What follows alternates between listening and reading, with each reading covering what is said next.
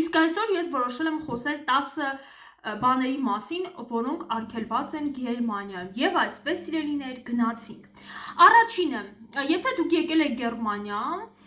ես ձեզ խորհուրդ կտամ ոչ մի դեպքում ոչ մի պարագայում չտալ մաղարիչ, չառաջարկել, անգամ այստեղ կոնյակի տեսքով, թանկանոց ինչ-որ նվերների տեսքով փորձում են իրենց բժիշկներին, տավայրում ինչ-որ այսպես մաղարիչ անեն, ասեմ, որ հա, գուցե ձեր բժիշկը շատ ուրախանա այդ թանկանոց կոնյակից, այնուամենայնիվ դուք չեք կարող գուշակել, թե ինչպիսին կլինի այդ մարդու արձագանքը։ Օրենքով այսպես բան կա, մինչև 5 եվրո նվիրատվություն, այնքան շոկոլադի տեսքով դուք կարող եք տալ պետական հիմնարկության աշխատողին, ավելը արդեն համարվում է այսպես կոռուպցիոն ռիսկ։ Հետևաբար շատ ուշադիր եղեք եւ ավելի լավ է չտաք, մեկը այդ գումարը, այդ նվերը, գումարի մասին չեմ էլ խոսում, այդ նվերը այդ մարդկանց հաստատ չի մոտիվացնի ավելի լավ աշխատել։ Եթե իրենք լավ են անել իրենց գործը, առանց դրա էլ կանեն, համենայն դեպս շարժիչ ուժ իրենից այդ ամեն ինչը չի ներկայացնում։ Երկրորդը սիրելիներ, աղմկելը այստեղ արգելված է 22:00-ից մինչև առավոտյան 8-ը։ Եթե դուք քեֆ եք անում, եթե դուք խնջույք եք անում, գիշերը որոշել եք եսի ինչ փարթի անել, ապա շատ ուշադիր։ Շտրաֆներ կարող են գալ եւ ամենակարևորը մեկ էլ կարող է ոստիկանությունը թակի, էլի։ Եթե ձեր հարևանները մի քիչ, այդպես ասեմ, ավելի մարդամոտ են, կարող է իրենք թակեն, հակառակ դեպքում կզանգեն միանգամից ոստիկանություն։ Բնականաբար շատ կարևոր է, թե դուք որ քաղաքում եք ապրում, թե որ թաղամասում եք ապրում, տիպիկ գերմանական թաղամաս է, գետո է եւ այլն, եւ ըստ այդմ էլ արդեն այսպես աղմկելու այդ սանդղակը բարձանում կարող միջնում է, բայց օրենքով այդպես է։ Ասեմ, որ կիրակի օրը համարվում է գուհիկ թակ, այսինքն լռության օր, կարող եմ այսպես թարգմանել, որի դեպքում անգամ բորելը, անգամ ինչ-որ տան շինարական աշխատանք կատարելը արգելված է։ Բացի այդ նաև ասեմ, եթե դուք օրինակ ուրբաթ օրը, շաբաթ օրը, երեկոյան, հիմնականում ծննդյան տարեդարձները այդ ժամանակ են, հա, մարդիկ տոնում, եթե նախատեսում եք մեծ քեֆ, պրակտիկա կա մի շատ լավ, գրում եք այսպես նամակ ձեր հարևաններին, կախում եք, որ կներեք մենք այսպես տոնում ենք, ինչ կլինի, մի քիչ, եթե մի քիչ աղմուկ լինի, խնդրում եմ ներողամիտ եղեք, անգամ ասեմ, եթե դուք տեղափոխվում եք, օրինակ ինչ-որ տուն եք փոխում, umzug եք կատարում, այդ դեպքում էլ շատ ժամանակ հենց փակցնում են, որ այսօր մենք տեղափոխվելու ենք այդ նոր բնակարան, կամ էլ այսօր ուրիշ տեղ ենք տեղափոխվում, խնդրում ենք ներողամիտ եղեք, եթե ձեզ անհանգստություն պատճառենք, հա։ Այդ ամեն ինչը շատ ուշադիր դրան հետևում ենք, սիրելիներ։ Չտեսակավորել աղբը։ Ես բազմիցս եմ ասել, այն մարդիկ, ովքեր Գերմանիայում ապրում են, երևի արդեն գիտեն, որ աղբի տեսակավորումը Գերմանիայում շատ այդպես խստիվ հետևում են, պլաստիկ, բիո, թղթե եւ այլ տեսակի աղբը ամեն մեկ այդպես տեսակավորում է, տանն էլ ես ունեմ 3 այդպես մեծ աղբաման, որտեղ որ տեսակավորում եմ աղբը, եւ մի մտածեք, որ հադեով է տեսնելու, շատ վերահսկողությունը մեծ է, ասեմ, որ այն մարդիկ, ովքեր տանում բերում են աղբը, չեն բերում, տանում են, այդ մարդիկ ուշադիր են, եւ եթե օրինակ ձեր բիո աղբի մեջ գտնեն պլաստիկ ինչ-որ տոպրակներ, չեն տանի։ Կգա բոլոր բնակիչներին այսպես մանունկ, այսինքն կտեղեկացնեմ բնակիչներին, որ նման բան կա, որ ուշադիր լինեն, եւ թե դա երկարատև լինի, ապա կգան շտրաֆներ։ Գիտեմ, որ Շվեյցարիայում շատ ավելի լուրջ է, այսինքն առանց որևէ նախապես զգուշացման միանգամից մի քանի հազար եվրո շտրաֆ են գրում։ Ասեմ, որ եթե դուք ունեք նոր եք Գերմանիայում կամ էլ այսպես միգրացիոն ազգանուն եւ անուն ունեք, այդ դեպքում առաջին հենց կասկածյալների ցուցակում հենց դուք եք առաջինը հայտնվելու, մի խոսքով ուշադիր տենց թռնել եւ շուտություն անել, ձեզ խորհուրդ չեմ տալիս, եւ հետո այդ ամեն ինչը հենց չի հորինված։ Մենք պահպանում ենք բնությունը եւ հետևում ենք մեր շրջակա միջավայրին։ Եվ դրանից հետո չորրորդն է չախտոտել։ ովքեր Գերմանիայում երբևէ եղել են կամ Գերմանիայում ապրում են, կտեսնեք, թե ինչ մաքուր են փողոցները։ Սիրելիներ, եթե ես ասում եմ մաքուր են, ես նկատի ունեմ մեծ մասը։ Եթե դուք ինչ-որ տեղեր գիտեք, որ միշտ կեղտոտ է, դա բնականաբար կարող են լինել բացառություններ, բայց հիմնականում շատ մաքուր են, մեծ քաղաքներում, փոքր քաղաքներում մարդիկ արդեն այսպես փոքրուց սովոր են, որ հատակին ոչ մի բան չեն թափում։ Ես երևի ոչ մի անգամ այդ ծխախոտի ինչ են ասում, բիչոկ կյանքում չեմ տեսել փողոցում, եւ այդ առումով շատ ուշադիր են, եւ եթե դուք էլ ինչ որ խոզավարի բաներ թափեք, սիրելիներ, անպայման ձեզ նկատողություն կանեն, այո, նեմեցների սիրած բանը, գերմանացիների նկատողություն անել։ Սիրելիները, հաջորդ 5-րդ կետը Գերմանիայում չի կարելի առանց հերթի խցկվել։ Թվում է, թե Հայաստանում էլ չի կարելի, հա, բայց մենք գիտենք, որ Հայաստանում ոնց է, մեկը գալիս է, մի 20 հոգու տեղ պահում է, հետո մեկ էս գում ես, մի հատ ամբողջ է գալիս եւ հասկանում ես, ասում ես ձեռեն առնում ես մարդիկ։ Ես այս վերջերս եմ իմացել, որ Հայաստանում դեռևս պահպանվում է այդ օրինակ հիվանդանոցներում այդպես առանց հերթի կամ ինչ որ ով գալիս է, ինչ որ չես հասկանում ով է առաջինը, ով է վերջինը, այստեղ շատ եւ սիստեմն է այնպես կարգավորված, որ այդ հերթի կանգնելը շատ ավելի կարգավորված լինի եւ հետո էլ իրենք էլ շատ հանգիստ կանգնում են։ Ես դե ապրում եմ տուրիստական քաղաքում եւ մեզ մոտ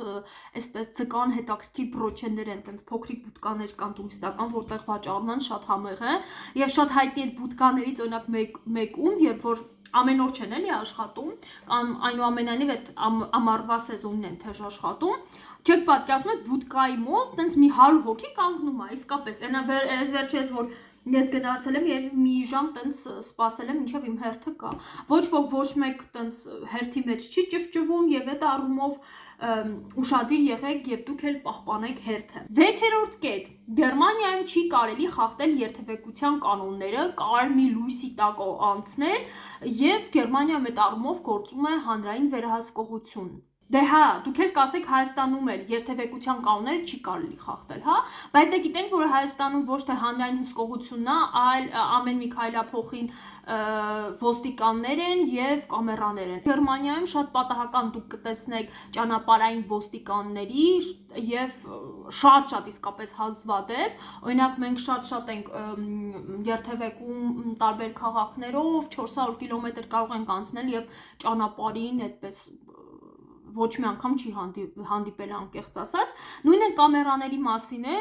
գուցե մի հատ մեծ քաղաքի մի երկու տեղ կամերա լինի, թվում է, որ տենց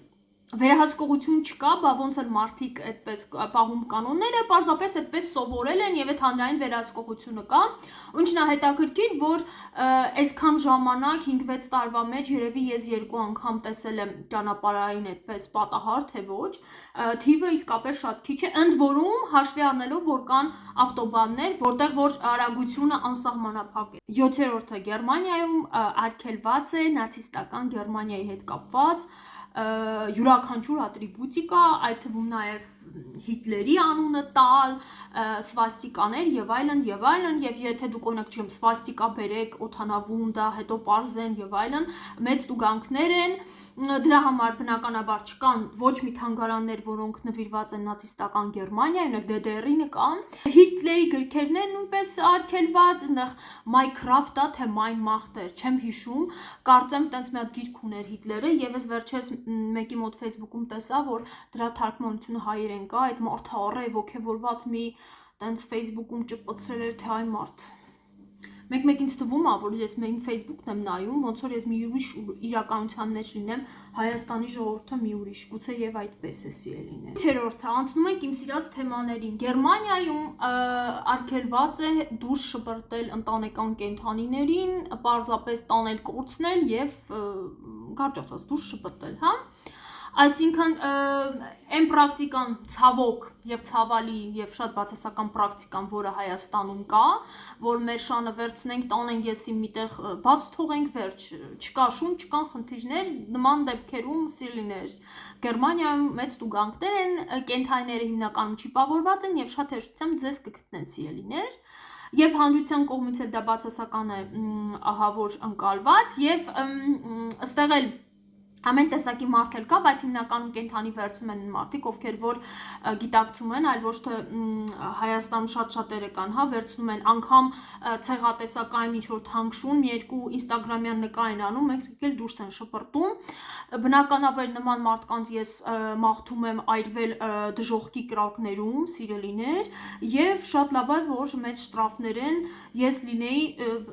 շատ ավելի մեծ շտրաֆների կենթարկեի այդ մարդկանց։ Հաջորդը սիրելիներ, էլի 9-րդ կետ, էլի այդ շատ եմ սիրում, արգելվում է երեխաներին ծեծել եւ ընդհանրապես ագրեսիվ եւ բռնությամբ այդ միջոցներով եւ մեթոդներով դաստիարակել։ Ես Հայաստանում մեկ-մեկ տենց, որ մեկ-մեկ էլ նման ընտանեկան բռնության հետ կապված ինչ որ օրենքներ եւ բան, մեկ էլ հայաստանցիները սկսում են լավ են անում, բա մեր երեխեքին մենք ապտակով, ես իմ դաստիարակված ժողովուրդ ենք, մենք ինչ ա եղել, հետո էլ ասում ես դե որտեղից է այդքան շատ կապելու գիշ, սիրելիներ, որովհետև ագրեսիայով երեխա չեն դաստիարակում, ցանկացած ծեծ, ցանկացած հոգեբանական երեխայի նկատմամբ բռնություն շատ մեծ հետ կա թողում այդ երեխայի վրա, դրա համար այն որ ասում ներվային, հիստերիկ, ագրեսիվ եւ կապելու գժերի հավանականությունը Հայաստանում շատ ավելի բարձր է, մարդկանց տեսնելու հավանականությունը, քան թե քաղաքակիրթ աշխարհում, սիրելիներ։ Ստեղ էլ չի իդեալական, բայց դե գժերը եւ հիստերիկները եւ երեխաների ծեծողները շատ ավելի շատ են Հայաստանում, հա, եւ դա համարվում է նենց մաման խիստ է, նշանակում է մաման տփում է։ Մեկը լի այդ մամային ծեծի, անկեղծ ասած, այն ով էր ասում, շմայսներ ասում, որ ասում է, ես որ բռնությունը տեսնում եմ, քիչ համոնում տենց գլխին տամ այդ մարդուն, հիմա իմն է։ Ինչ է տեղի ունենում, եթե հանկարծ ձեր երեխային դուք ծեծում եք, հա, Գերմանիայում։ Դե թվում է դե հա ով պիտի տեսնի, նախ հարևանները այստեղ ամեն մեկ իր կյանքով ապրում, բայց տենց բաների նկատմամբ շատ ուշադիր են եւ շատ հետեւում են, հա, եթե ձայներ է գալիս ծեծի, բան ոստիկանություն են կանչում եւ շատ ճիշտ են անում։ Ինչ է տեղի ունենում հետո բնականաբար ձեր երեխային վերցնում են ձեզ նման գժի ձեռքից եւ սիրելիներ Եվ սկսում է դժվար գործընթաց ձեզ համար, հա, նստում են ձեր պոչին։ Եթե ուրիշ դեպքում, հա, ձեր երեխան գնում է մանկապարտեզ դպրոց, այդ երեխան, էլ չեմ ասում կապտուկներ եւ այլն, այդ հենց ակնհայտ փաստեր, բայց երեխան ընկճված է հոգեբանի շնորհիվ կարողանում են պարզել պատճառը, թե երեխան հոգեբանական կամ ֆիզիկական ինչ-որ բռնության է ենթարկվում, եւ այդ դեպքում սիրելիներ բնականաբար գալիս է հայն ասեց օրգանի ապեկի, ոնց է կոչվում, մի հատ հայն օրգանի ապեկի, մի հատ խնդրում եմ գրեք, հա, Յունգսամտ ոնց ասես, տենց օրգան կլինի Հայաստանում, բայց մոռացել եմ ինտերնետում նայեմ, մի խոսքով մի հատ գրեք, հա, եթե այդ բնականաբար նման ենթակառուցվածք Հայաստանում կա, հա, ուրեմն գալիս են, վերցնում են, եթե շատ իրավիճակը սարսափելի չի, նստում են ձեր պոչին, գալիս են հոգեբանական ինչ-որ քոուչինգ են անում, օրինակ բարձրացնում են խնդիրները, եթե դուք որպես ծնող դե հիմա չգիտեմ կարող է հոգեբանական ինչ-որ դեպրեսիայի մեջ եք, խնդիրներ ունեք, ձեզ են փորձում օգնել, այնքան անում են, մինչև որ իրավիճակը լավանա, հա, եթե երեխան ձեր ձեռքից վերցնում են, այդ ժամանակ շատ ավելի դժվար է, որովհետև դուք պիտի երկար ժամանակ ապացուցեք, որ դուք իսան եք եւ իրավունք ունեք եւ կարող եք, հա, արժանի եք երեխային դաստիարակել, այսինքն մինչև մարդ չդառնաք, ձեզ երեխա չեն տալու։ Այդ ուշադիր եղեք։ Եթե դուք ունեք հիստերիաներ, գժություններ եւ ինքնահաստատվում եք ձեր երեխաների վրա, նախ եւ առաջ այդ հոգեվիճակում սիրելիներ մի հատ գնաք պսիխիատրի մոտ ձեր հարցերը լուծեք, նոր պլանավորեք երեխաներ, մեղքեր այդ երեխաները ձեր ձեռքը գիժ դառնան։ Սիրելիներ, եւ այս կարևոր թեմայից անցնենք էլի կարևոր թեմաներին, ինչն է նաեւ արգելված Գերմանիայում։ Գերմանիայում արգելված է զբաղվել ձկնորսությամբ, եթե դուք չունեք հատուկ թույլտվություն, որը կոչվում է Angelschein։ Այդ Angelschein-ը ինչի է իրենից ներկայացնում, այսինքն դուք գնում եք այդպես կուրս եք անցնում, գումար եք տալիս, քննություն եք անցնում եւ ստանում եք էլ թույլտվությունը, որը թույլ է տալիս ձեզ զբաղվել ձկնորսությամբ։ Ինչ են անցնում այդ տրեյնինգների ժամանակ։ Դուք սովորում եք ձկնատեսակները, ինչ ձկներ կան, օրինակ Բալտիկ ծովում, Հյուսիսային ծովում եւ այլն, անցնում եք անպայման այդ ձկների բազմացման սեզոնները, երբ կարելի է որսալ, երբ չի կարելի որսալ, ինչ մարդասիրական մեթոդներ կան ձուկ բռնելու